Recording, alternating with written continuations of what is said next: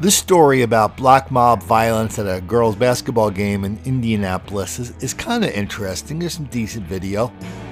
But a couple things about the story take it up a few levels, and let's give them a look. This fight caught on video is what led to the end of the season for two high school girls basketball teams. The Indiana High School Athletic Association decided to sideline both Pike and Ben Davis high schools for that brawl that happened over the weekend. Sunrise reporter Carrie Klein joins us now with a look at how far the punishment goes. Carrie?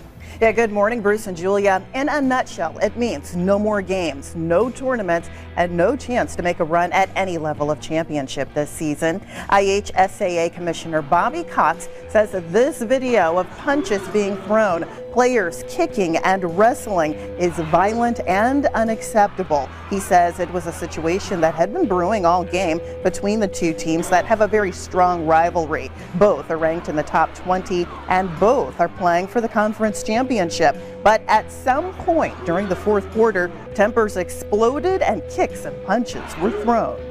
We take no pleasure in issuing these kinds of penalties, but it's consistent and it's strong. Monday's decision is consistent with that of a similar fight between Hammond and Griffiths High School last year. Both schools filed a lawsuit against the IHSAA contesting the penalties. Let's change gears, but stay in Indianapolis. And let's take a look at a recent story about the new chief of police. We're going to be very aggressive, but we're going to be aggressive in going after those that are causing violence in the community and not going out making mass arrests.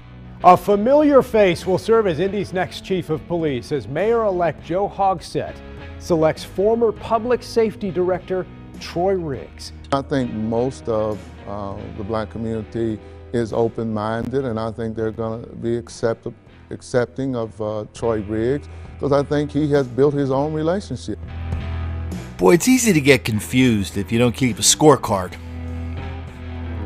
And so day in and day out, we hear on this channel, we hear from people that say, listen, there's no difference between black crime and white crime. The only difference more black people are arrested is because they over-police black neighborhoods. If you took the police out of the black neighborhoods, put them in white neighborhoods, then the situation would be reversed, i.e. 3, 6, 8, 10 times more white people than black people would be arrested. Okay. That is, that's kind of ridiculous. But so here we go. We got a new police chief in Indianapolis, and first thing he says is, we're not going to do mass arrests. What the hell does that mean? Who said there should be mass arrests? Why should anybody be mass arrested unless masses of people are breaking the law?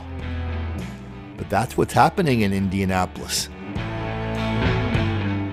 And it's been happening ever since they got a new police chief, which is, his name is Hite, H-I-T-E.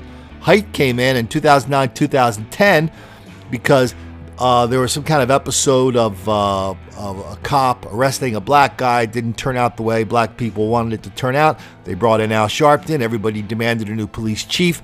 They brought in Rick Hite. Hite, before that, had been, I think he was already in Indianapolis. Before that, he was in Baltimore. He was one of the founders and movers and shakers behind the Black Police Officers Union in Baltimore. So they put him in charge. So he was down with the cause, which is no difference between black people and white people, except we just pick on black people more often. He tried to change that. Now all of a sudden we got the new guy coming in saying we're not going to do mass arrests. What the hell does that mean? Why would it even occur to you would have to do mass arrests?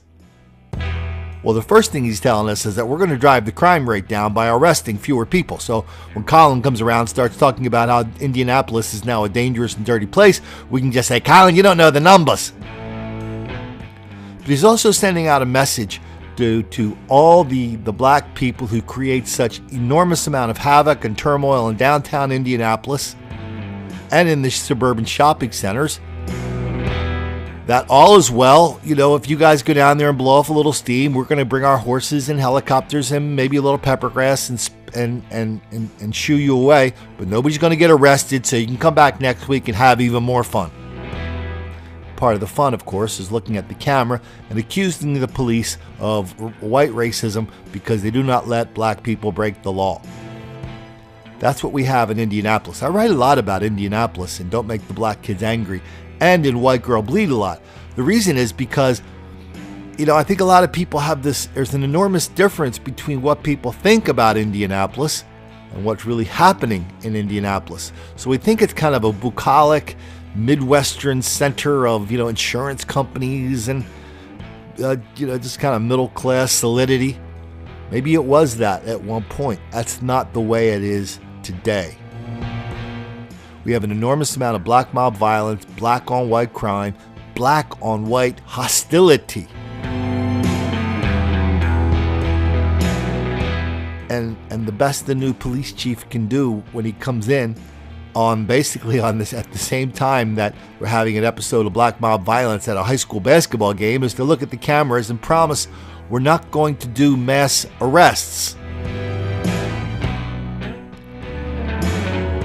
So if you're ever in Indianapolis and you decide to go to a high school basketball game where two black schools are playing each other, you might want to take some pepper spray or some bear spray or something like that. That's the first thing. The second thing you want to do when you go there is don't make the black kids angry.